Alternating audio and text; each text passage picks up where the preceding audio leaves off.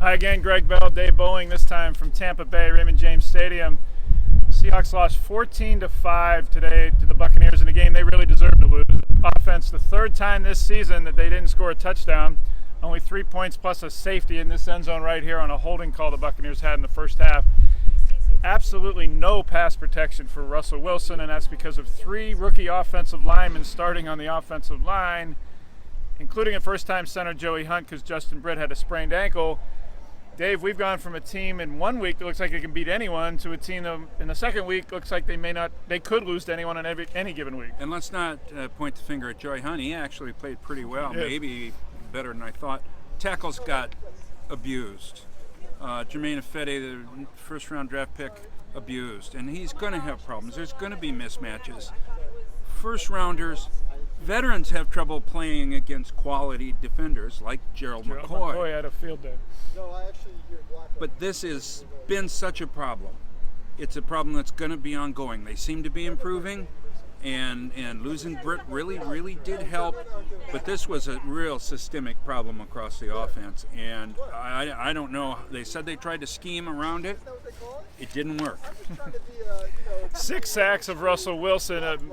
He ended up rushing for what would end up being 80 yards. Most of them for running for his life. I think 3 or 4 of those were actually called runs on the read option, but he definitely looked better running, better than he has all year on that sprained ankle, at least since he sprained it on September 25th.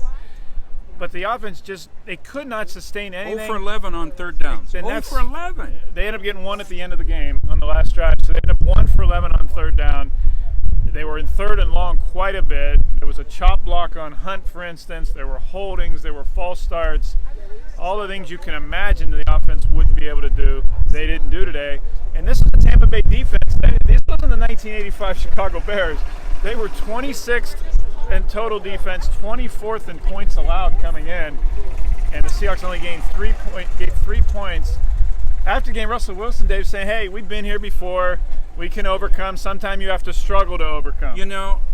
It's true. This is, without the rain, there's no harvest. I think this is the rain that he was talking about. It was pouring today. However, he is right to some extent. The NFC West is playing about the quality of the South Puget Sound. They're going to walk away with the NFC West. It means they've got a chance to heal up.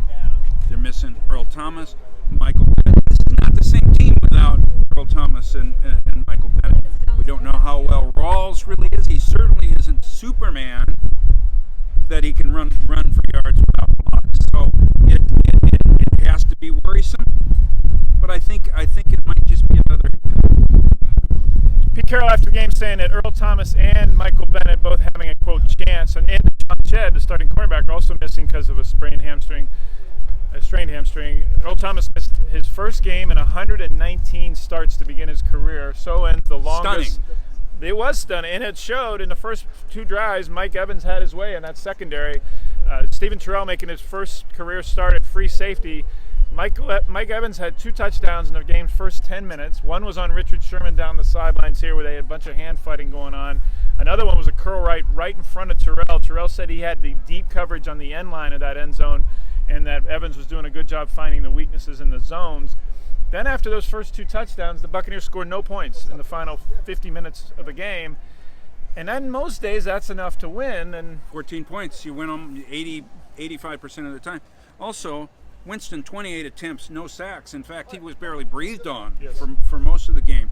Now you get Michael Bennett in there, it's going to be different. But it's a problem until you get everybody back. It is. They were the Legion of Half boom today. 2 of their 4 starters out, and as you said, without Bennett, without him, and without Bennett providing a pass rush, Cliff Averill didn't get much either. And Winston often got outside, and I thought that they exposed the Seahawks defense that as good as they can be affecting the quarterback, mobile, elusive quarterbacks that get outside give them problems, not just in the run game, but then passing the ball down the field. Still, that defense played well enough. Cam Chancellor made an interception down here with 4 minutes left. It looked like it saved the day for the time being when the Buccaneers could have put the game away on a touchdown. Cliff Averill got a hand to the face and nullified what would have been the coaching touchdown. Then Chancellor's interception put the Seahawks back in business down by 9, but the offense just couldn't get anything going. Dave mentioned that the NFC West is really the Seahawks. They're up by 3 games with 5 to play because Arizona and Los Angeles and San Francisco and every team west of the Rockies So that is not the concern. I keep harping on this, though. This team has only made the Super Bowl the 3 times they've had the top seed in the NFC in at least 2 home games in the playoffs. They are staring at a trip to Dallas, even if they win a first playoff game at home right now. And the way the Cowboys are playing and the way this offense looks, that looks like a tall task if it comes to that. It really does, and I don't think we have to look further than Sunday. You know, Carolina's coming in. They've been a disappointment so far, but I think today was another example. Teams get up for the Seahawks.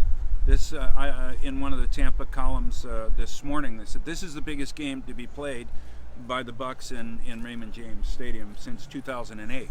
And so that's the way they were looking at it. And I think that's the way a lot of teams look at it when the Seahawks come in. They don't get anybody's B game, and that's part of the issue here, I think. And I think we can count on that with Carolina as well. Seahawks brought their F game today, and they lost 14-5, as I thought they deserved to.